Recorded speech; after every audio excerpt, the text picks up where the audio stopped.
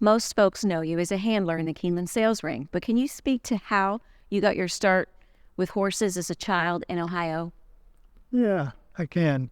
I started out in a 4-H club in Urbana, Ohio, and I had a friend named Kenny Underwood who he and I were best friends, and he loaned me a pony so I could get into the 4-H club. And Kenny and I rode together for a long time, and from there I rode all the time, and I met Doc Nichols. Doc was a veterinarian around the fairs, and he and my dad grew up together and went all through school together. And he kind of tucked me under his wing and kind of showed me the ropes. And I competed against his daughters all through the fairs and 4-H and whatnot. And he took me to the racetrack with him and taught me to gallop horses and just showed me the game. And, his rules were be professional and be on time, which he never was. But he tried. And his wife had a 4-H club for dogs. And so I bought a Doberman Pinscher from Doc Nichols' wife. And to this day, I'm still training Dobermans.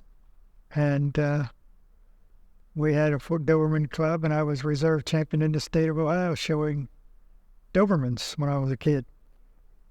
So back to the horses, though. I hung out with Doc until I was 18, 19. And I kind of got out from under his wing, and I went out on my own and rode some quarter horses and all over Ohio.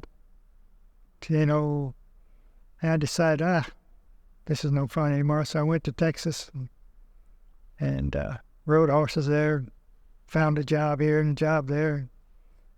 And by then I had a family. And believe me, it's hard on a family, to bounce around, bounce here and bounce there.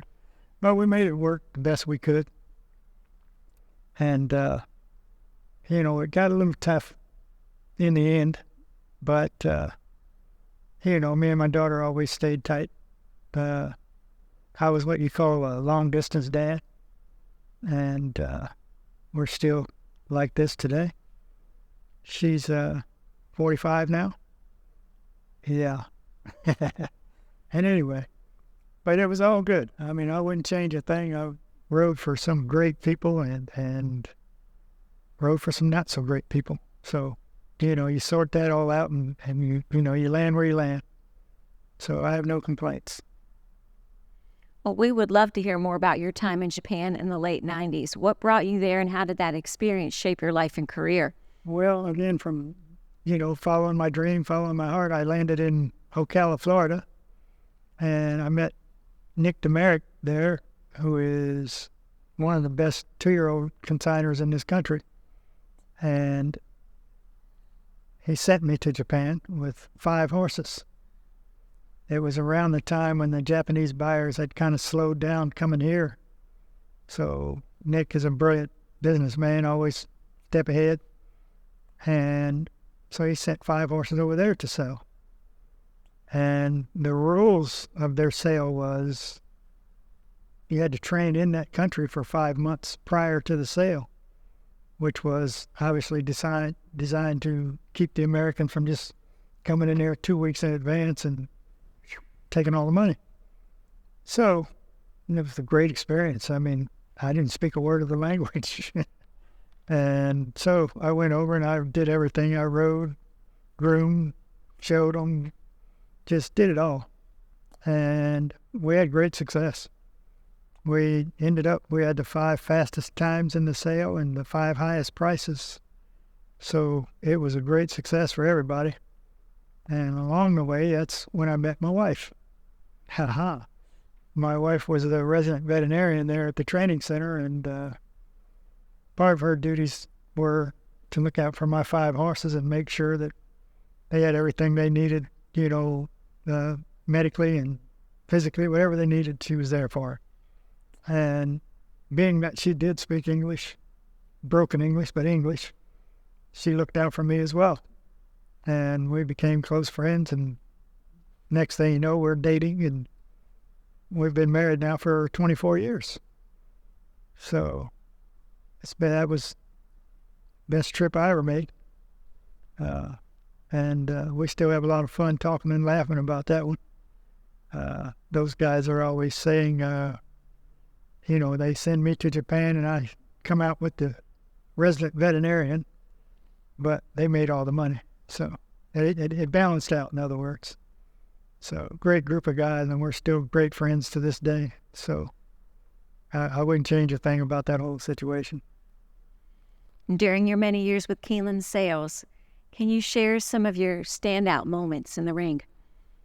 Oh, I have a few. Just last November's sale was one. Comes to my mind. There was a mare that sold named Midnight Bisou, and she belonged to some real dear friends of mine. Just the whole group that owned her were just wonderful people.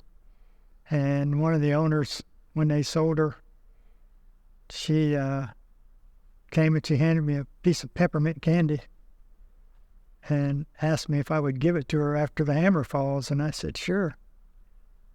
So, boom, the hammer falls at $5.5 million, and so I reach in my pocket, and I'd already taken the wrapper off, and I handed it to her like this, and it went viral. And Ron, how did you decide it? I said, look, I can't take any credit for that.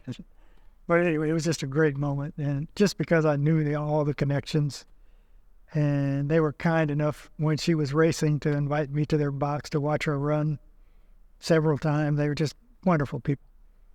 And I've had a few other exciting moments when when a Shadow sold for $9 million. That was pretty darn exciting. I'm standing there with $9 million in my hand. I was like, whoa.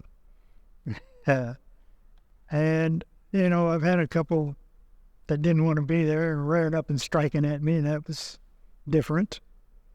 But all in all, I wouldn't change it. It's just part of the job, and you just try and do it the best way you can, and make it look the best it can look, and that's the job. That's what we do.